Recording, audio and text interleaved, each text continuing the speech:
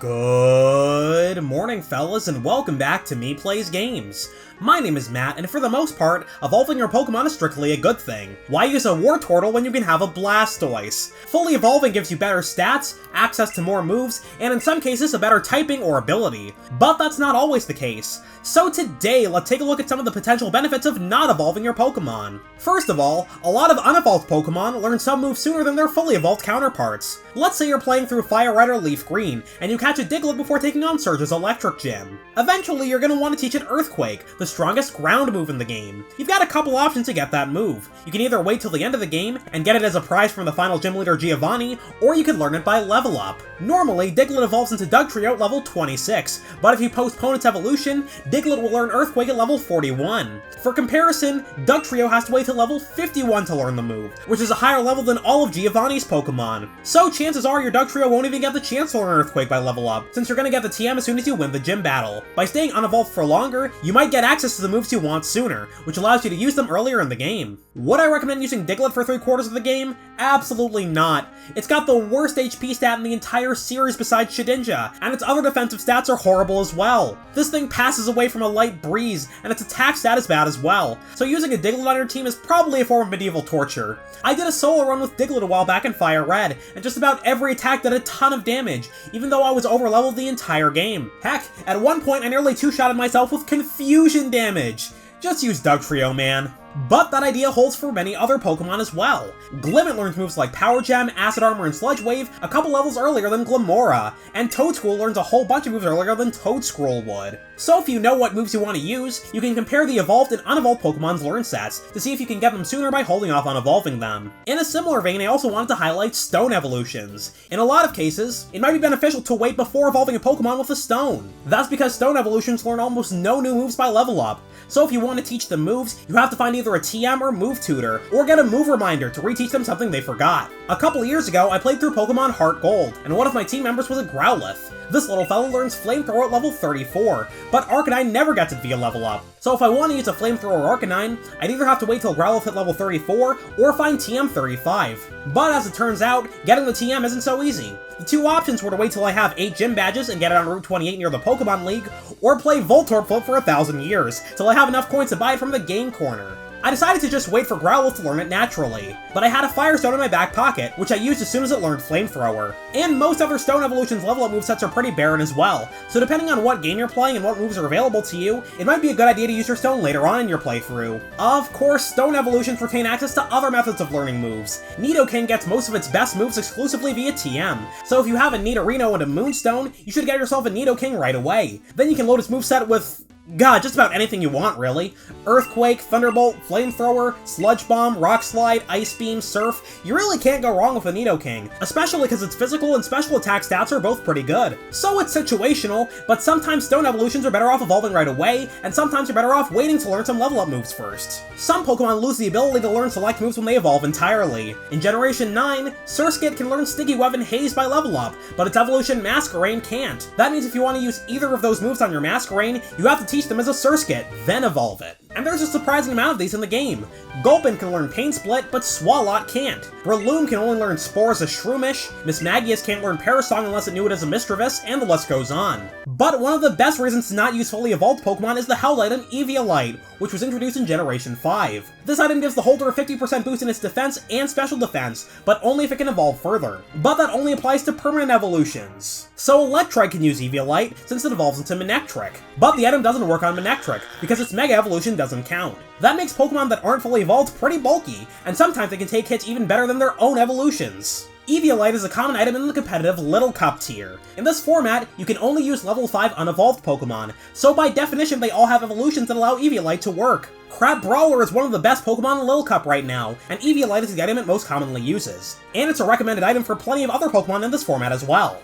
But Evialite also pops up in the big boy tiers. When Chansey was introduced in Gen 1, it had the highest HP stat in the game, as well as a good special stat, which made special attacks practically bounce right off it. In Generation 2, its evolution Blissey was introduced, and it was even bulkier. So from Gens 2 to 4, Blissey was strictly better than Chansey. But the introduction of Evialite in Gen 5 started to turn the tide. By holding this item, Chansey is able to take hits better than its evolution. So in some generations since then, Chansey is actually the better Pokemon competitively. In Gen 6 and 7, Chansey is in the overused tier, which is the highest standard tier of competitive play. Meanwhile, Blissey was in the next tier down, underused. Chansey isn't better in every generation though, because Blissey is able to hold leftovers, meaning it can heal passively. Meanwhile, Chansey has to heal manually, with a move like Wish or Soft Boiled. Blissey also has a decent special attack stat, so it can competently run moves like Ice Beam. But Chansey's additional bulk meant it could stick around longer in a lot of cases. Evialite meant it was possible for previously weaker Pokemon to hang with the big boys. It made some Pokemon that aren't fully evolved pretty freaking good, and I think that's really cool. Bisharp is another Pokemon that appreciates Evialite. Since being introduced in Gen 5, it's always been in one of the top 2 tiers, OU or UU. In Generation 9, its evolution King Gambit was introduced. It's stronger and naturally bulkier, and it's got a new ability in Supreme Overlord. So King Gambit has taken Bisharp's spot in OU. But Bisharp is still pretty alright in UU, and the item it usually uses is Evialite. Speaking of items, some of them only have an effect when they're held by a specific Pokemon. Some items work for an entire evolutionary line, namely the Thick Club, which doubles Cubone's attack, and it also works for both forms of Marowak. But there are 4 items that don't work on the final evolution. The Deep Sea Scale and Deep Sea Tooth can be used to evolve Clamperl, turning it into Gorebyss or Huntail respectively upon being traded. But these items can also boost some of Clamperl's stats before being traded. The Deep Sea Scale doubles its special defense, and the Deep Sea Tooth doubles its special attack. But as soon as you evolve Clamperl, the items no longer have any effect. Similarly, the Light Ball doubles Pikachu's special attack in Gens 2 and 3, and doubles both its attack stats in Gen 4 onwards. That means if Pikachu holds a Light Ball, its attacks are stronger than its evolution Raichu's. Once again, these stat boosts only apply if Pikachu holds it, not Pichu or Raichu. Similarly, Chansey has an exclusive item that has no effect for Happiny or Blissey, the Lucky Punch. It doubles Chansey's chance of getting a critical hit. I think that's fun and logical from a thematic perspective, but in practice the Lucky Punch is kinda garbage. Chansey's attacking stats are not good, so it almost never uses attacking moves other than Seismic Toss. Another Pokemon you might not want to evolve is Vigorth. Its evolution Slaking has incredible stats that are on par with legendaries, including a base attack stat of 160. The only non-legendary, non-mega Pokemon with a higher attack stat is Rampardos. And between you and me, Rampardos is not good.